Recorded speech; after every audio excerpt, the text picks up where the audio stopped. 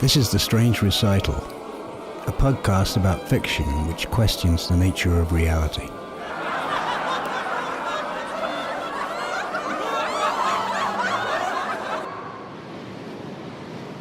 By the time the next tsunami hit, at dawn, Father Flanagan's main concern was for the nuns.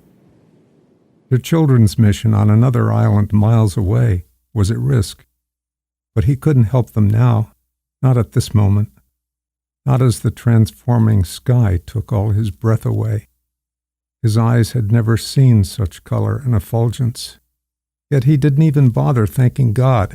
He just loaded up his boat to make the crossing, and in doing so mouthed 2 short prayers and sent them heavenward.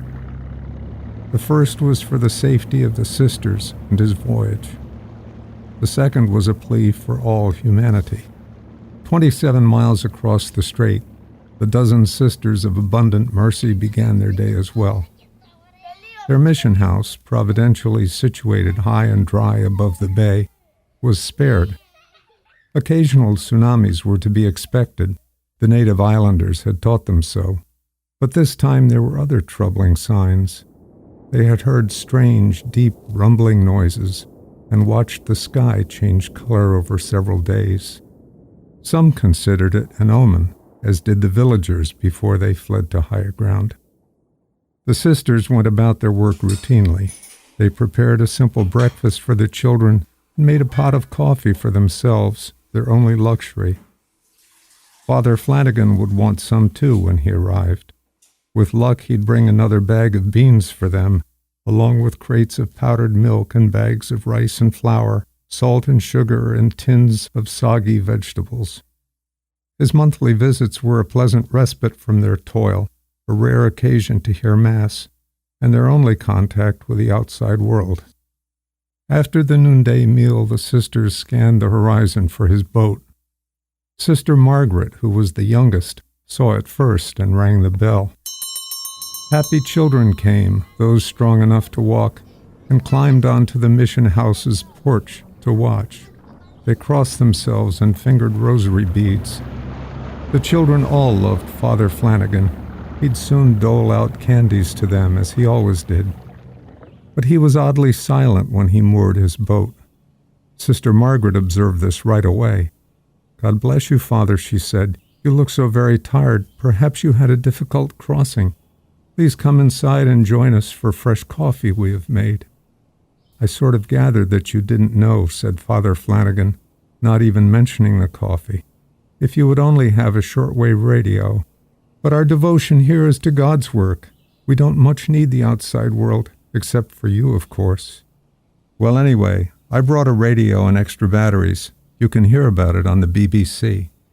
"About what?" asked Sister Margaret with a look of earnest curiosity. And Father Flanagan said, "About the war." "What war?"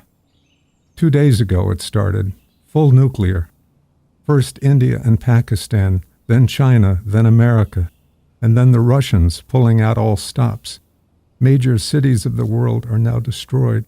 New York and Moscow have been vaporized, apparently. Not London, for whatever reason, though. The BBC's still on. "God help us," Sister Margaret cried out loud. Then, falling to her knees, she asked, "Will this be how it ends?" Father Flanagan just shook his head. "I think it best we go inside to hear the latest and keep this from the children for a while."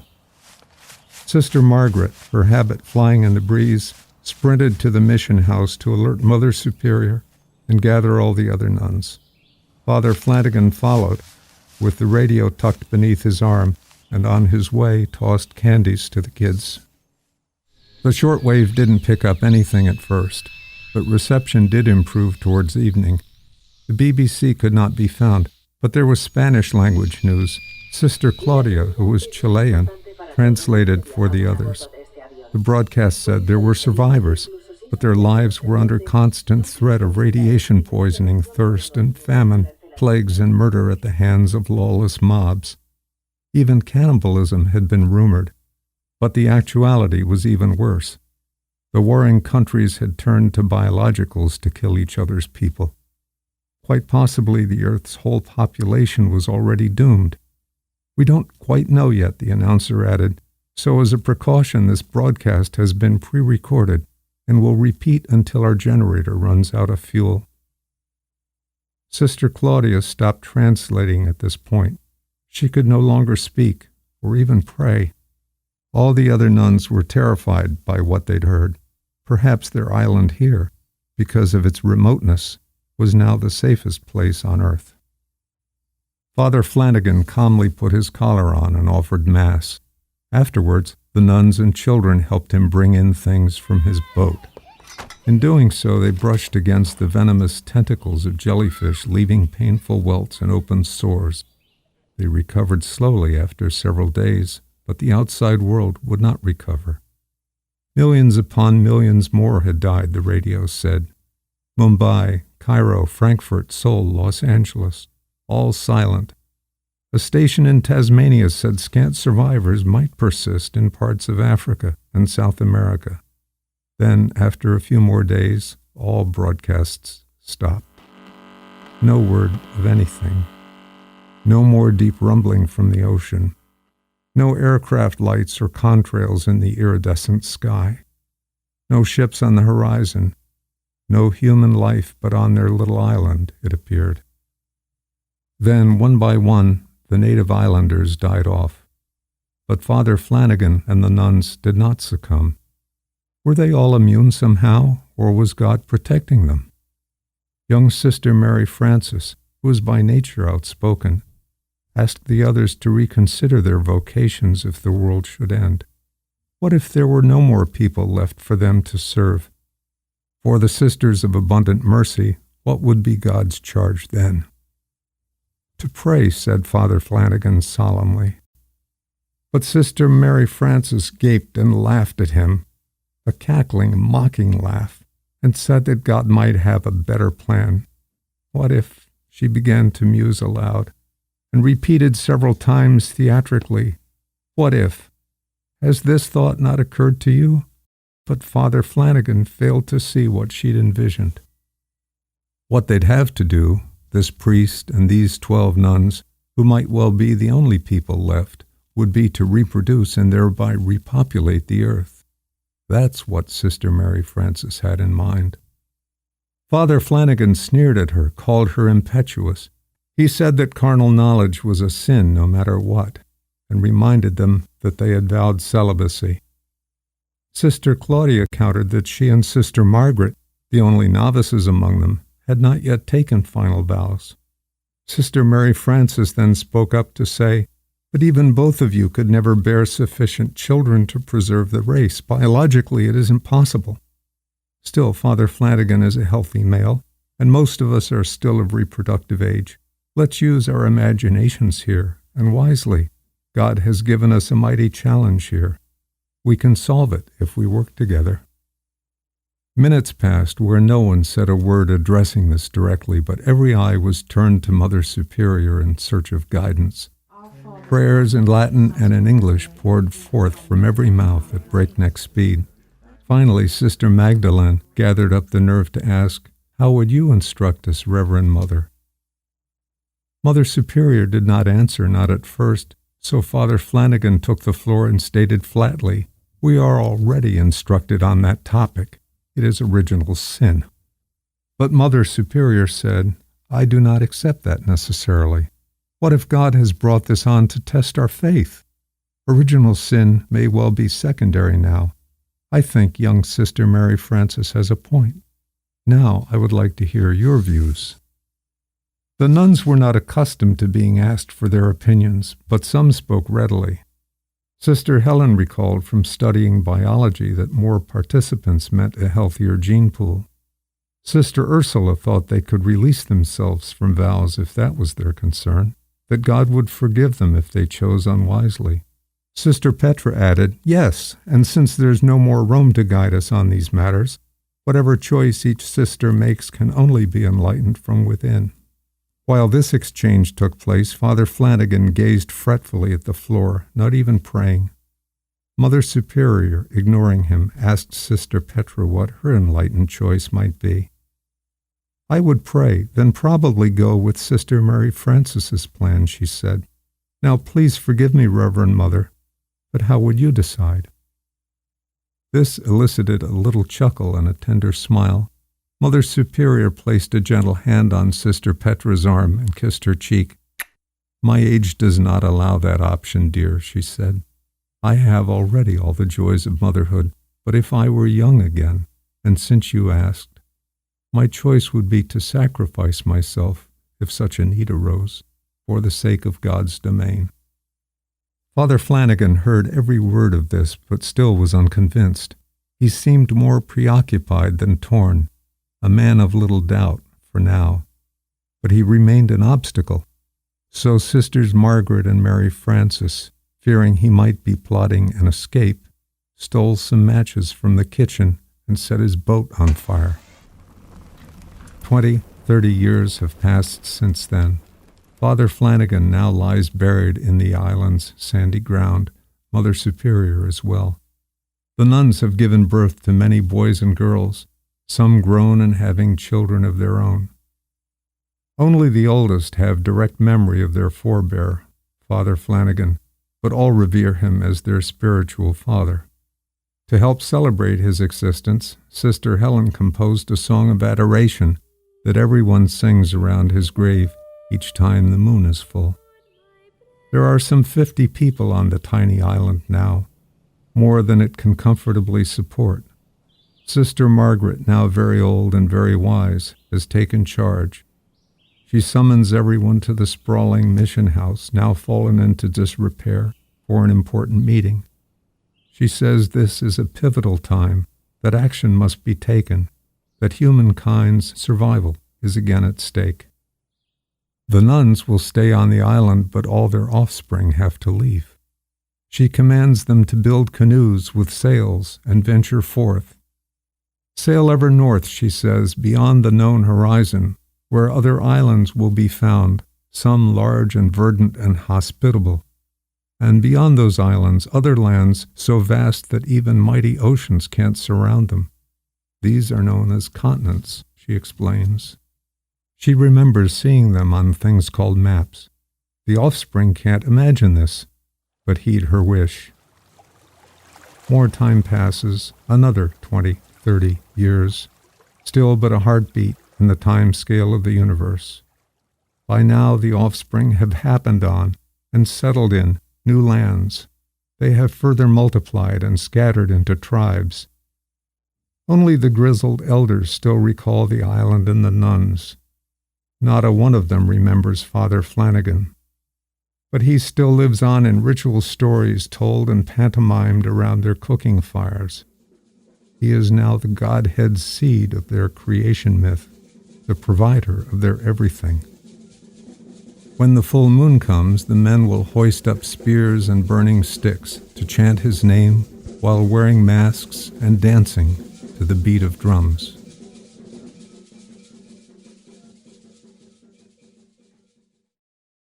That was Resurrection, written and read by Giles Selig.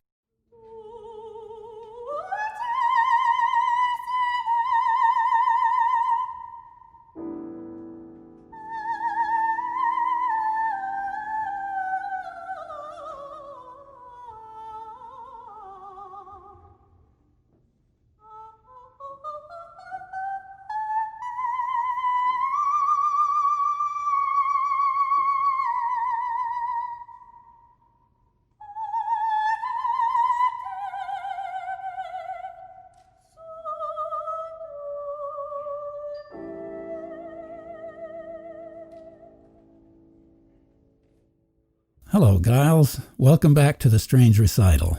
Now becoming even stranger. Yeah. Your second time here. We're taking another slanted look at a part of the culture. Last time it was the writing and publishing world, this time the Catholic Church, which may be a little more sensitive. Do you think we'll hear from Rome? Well, I'd like to think so. The story raises an interesting question. What the nuns decide is arguably moral but not doctrinaire. I'd love to see how a theologian might construe it.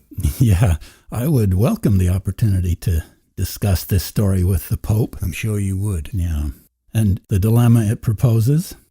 Would his response be more like Father Flanagan's or like the nuns? Pope Francis would be closer to the nuns. More traditional popes would be more like Father Flanagan. Yeah, in fact, a case could be made that the most godlike thing a priest can do is to be an actual father, an act of creation. And your story takes it to its logical conclusion. The biological father becomes the deity of the new human race. Of course, it appears to be a human race that's heading down the same path of patriarchy that we've gone down. Yeah. The white male supreme being. Or maybe the nuns will rise up into the mythology as a tribe of goddesses and save the civilization from repeating the same fate. Yeah. You know, I'd not considered that, but it's another option. Some of the offspring had strong human memories of the nuns, but not of Father Flanagan, who exists in hearsay as the only male adult that any of them might remember. His remoteness, together with his masculinity, gave him mythic potential. Dare I ask, were you raised Catholic? Could there be a hint of rebellion here? Or if not, what inspired you to write this story? No, not Catholic, not raised Catholic, but the paradoxes of rigid doctrine give one many things to think about. Resurrection is but one example. Right now I'm working on the story of a priest who, as an act of kindness, adopts a foul-mouthed talking parrot. What are the implications of that? Fuck knows. But, you know, it's interesting that this is a post-apocalyptic story, but it's not dystopian, which is good, since dystopia is so common in stories these days. But it's not exactly utopian either. It's not? That island life sounds pretty good to me. A utopia is typically more planned, and the story doesn't focus on that. If it's not dystopian or utopian, what would you call it, Giles? Plausible? Yeah. Well, I think I'm having a paradise fantasy. Maybe you should keep that to yourself. Giles, I know you've written quite a few short stories. Would you say that the sort of humorous irreverence in this story is a common attribute of your work? Well, I don't mind sticking my finger in religion's eye when warranted. Conventions should be challenged, and viewing them from outside our presumed reality is both an effective and a polite way of doing this. In other words, through fiction. Yeah. Yeah. It's probably good for the world to have its serious institutions undermined, like you do in this story. But on the strange recital, saving the world is not really our mission. Is it yours? To save the world is maybe too ambitious. I just want to make my readers think. Well, I keep coming back to Father Flanagan. I'm particularly interested in what happened to his psychology outside the frame of the story. Once he started having a lot of sex with a variety of women year after year, he had to have undergone a fundamental transformation in his belief system. He might have become a real libertine. He was outnumbered by the sisters and compelled to do an unfamiliar duty. So he acquiesced. Eventually he saw it was the moral choice to take on a different kind of fatherhood. We don't know what kind of parent he turned out to be. He probably set a good example, but stayed emotionally distant from his offspring. Yeah, that makes sense. You know, I hope all those religious folks in your story woke up and got some gratitude about the fact that they could still have a relationship with the divine as they defined it, and also experience the pleasures of the body. Brent seems to have a one-track mind today, guys. Yeah. What about your vision of a nuclear holocaust wiping out the population? Do you think that's the track we're on? Are we doomed? Having grown up in the Cold War era, I think we were amazingly lucky. Yeah. Between two major superpowers, mutually assured destruction actually worked as a deterrent. Today, with more and smaller countries arming, there are more ways for things to go wrong, yet the biggest risks may not be nukes but things like cyber war, environmental collapse, pandemics, politics, etc. Yeah. Yeah. And all those old, obsolete weapons. Yeah. Anyway, does your story imply that there might be an endless repeating cycle of the death and resurrection of human civilization? It's happened before. It will happen again? Depends on the catastrophe. Unless the Earth is struck by a humongous asteroid or something, it's hard to imagine everybody dying right away. There should be isolated pockets of survivors to eventually repopulate the planet, as in this story. A new society is born, and we are witnesses. The chanting and the drums are not the end, but a beginning. Even a new religion, it appears, has started to assert itself. Yeah, well, do we want that? That's all we have time for. Giles, thanks for contributing your story to the Strange Recital. And for coming back to our studio for this abuse. And to you for curating the Strange Recital. It's an honor to participate. Drums and dancing around a fire. I'm ready to go there right now. A world without podcasts? Then we couldn't have all this fun. Yeah.